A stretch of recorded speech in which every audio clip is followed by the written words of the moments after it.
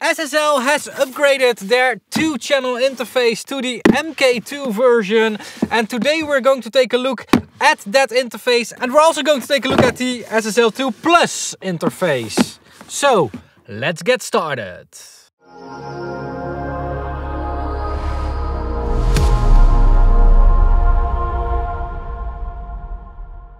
So we got upgraded versions of two seemingly the same type of interfaces, and how SSL is naming it is that the SSL2 is for personal use while the SSL2 Plus is made for more collaborative use. And we're going to zoom into that a little bit further, but first we have to get them out of the box. Now, one of the big improvements of this MK2 model is that it now supports 32-bit and 192 kHz audio, so a higher resolution both in sample rate as well as in bit rate. And SSL is naming this on their website as high quality audio conversion, which should result in clearer and more crisper recordings.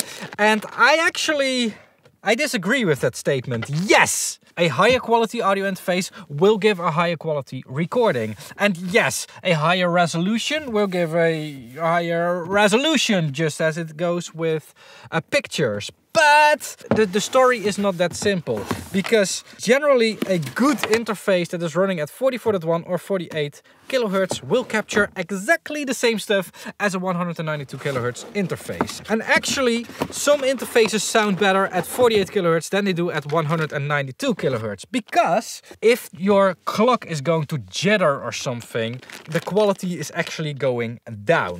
So you have two different simple 2-channel interfaces. So the SSL2 has 2 inputs, 2 outputs and a headphone output. It's as simple as that. You can change the inputs between a microphone and line, and you can change the preamp into the 4K whatever type of preamp. The SSL2 Plus has 2 inputs, 4 outputs and 2 independent headphone outputs as well. Another difference between the SSL2 and the SSL2 Plus is that it has a MIDI port on it. And apart from that, they are pretty much the same.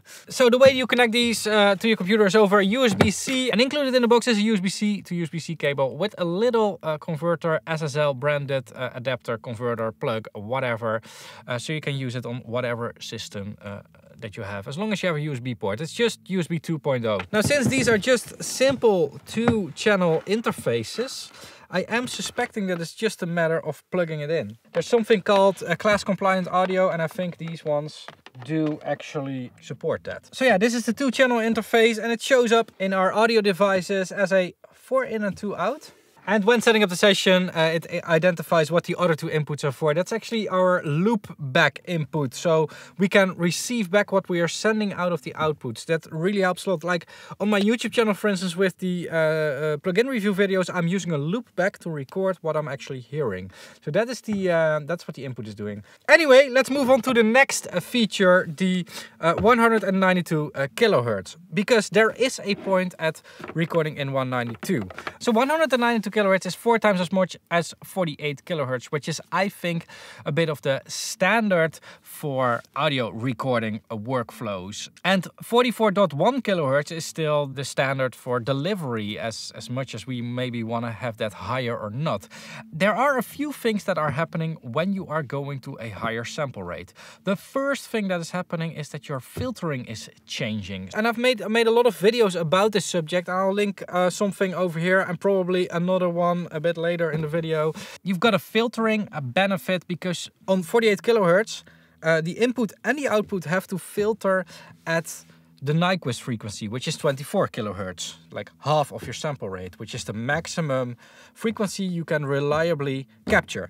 And that filter has to be very steep, because they start filtering at 20 kHz and everything has to be gone at 24 kHz. So that gives you a bandwidth of 4 kHz, which isn't very big because filters are normally measured in octaves, and the octave of 20 kHz is 40 kHz. So if you have a 6 decibel per octave filter at 20 kHz, you're basically filtering almost nothing. So very steep filtering has to happen with all artifacts coming in. Now, if you move the sample rate to something higher, like 96 kilohertz or 192 kilohertz, you can make a way slower filter, as they call it. And that is one of those 192K things why it might be sounding better compared to 48 kilohertz. Another thing is, if you are going at a higher sample rate on your interface, you can basically have your whole computer, your whole workflow in a higher sample rate. It's the reason why I'm running at 96 kilohertz in my music production studio, because spoiler alert,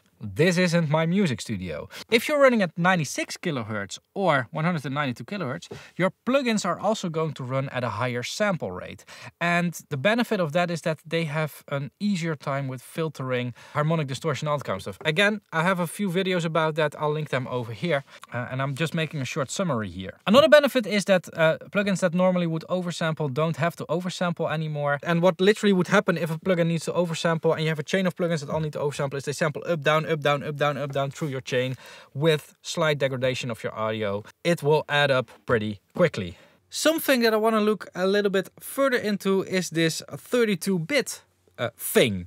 Because if we would look into Reaper now, what 32-bit normally would mean is that we can actually clip our signal, what I'm doing right now, and then later on recover the signal. However, what you would see over here is that it's still clipping.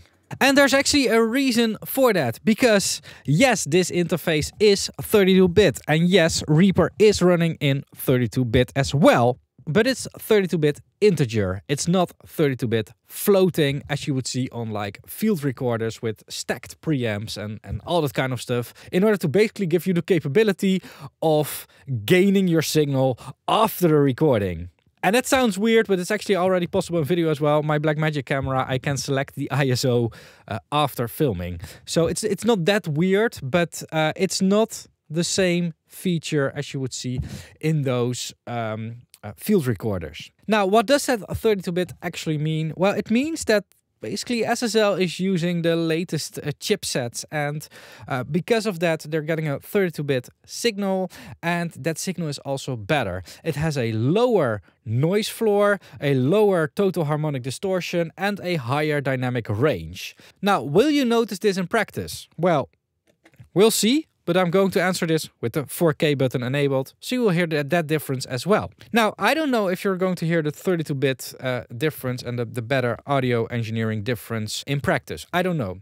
I also don't have the original SSL2 here to compare it with. But if you have wide dynamic range recordings, like sensitive ribbon microphones, whatever, there's a chance that you are going to hear it. However, I don't think it is about being able to hear the difference. I think it's about being on top of the game, which SSL wants to be. It would also have been weird if they would have put older style circuits in here, 24-bit circuits with more noise, more harmonic distortion, while they are able to give us a clearer sound. So yeah, I think that's really cool. Now, I can do a lot of stuff with these interfaces, a lot of things that don't say anything regarding like sound quality or whatever, because we're going to get into subjective terms pretty quickly.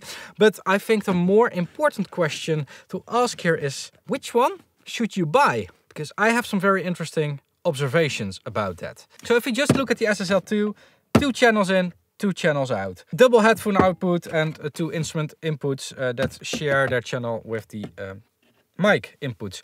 And this is basically the interface that a lot of people need and that are the most of on the market, basically. Like, there are so many 2-in, 2-out interfaces, and if that really is all that you need, if you're 100% sure that this is what you're going to need for now and for the future, then this is great. And definitely if you're into the SSL brand, if you probably have some other SSL stuff already, basically are a bit in their ecosystem, and you like the SSL sound, then this is definitely the interface to get. However, I would actually urge you to take a look at the SSL2 Plus. If you're going for a desktop interface, this one is a little bit more future-proof. It has a few of those extra things that just make it a lot easier for the future. And also, if you're going to grow a little bit more. Like having those 2 extra outputs, those MIDI connections, I would definitely go for this one. But I don't know what the price difference is, so I'm going to put the prices on screen now and you can decide for yourself. If it's going to be the same price difference as the original SSL2s, then it's a no-brainer to go for the SSL2 Plus. And only go for the SSL2 if you're definitely sure that you're not going to need anything anymore, or if you are very budget constrained. So yeah, that's it. The new SSL2 MK2 whatever interfaces. This video might look very sponsored, but I'm happy to say that it is not. SSL did generously send these interfaces to me to check out, but I could do whatever I want in this video, and I like to keep it that way. So if you appreciate my videos and want to support me, please make sure to check out my membership campaign. There's now a 99-cent tier, so you can support this channel for just €1 per month. It makes a huge difference if you do that. Like, you might think that you're just an individual, but really, if everybody would do that, it would just make the biggest difference that is ever possible to be made. Also, this channel is supported by affiliate links. I'll link to the SSL modules in the description down below, to Toman and Sweetwater. And if you want to buy such an interface, consider doing it through my link, because you're supporting me without it costing you anything extra. Now, the last way to support me and all YouTube platforms is by watching more videos. So link an interesting video over here. And also link the exclusive content for the higher tier memberships over here. Thanks a lot for watching, keep pushing, and bye bye.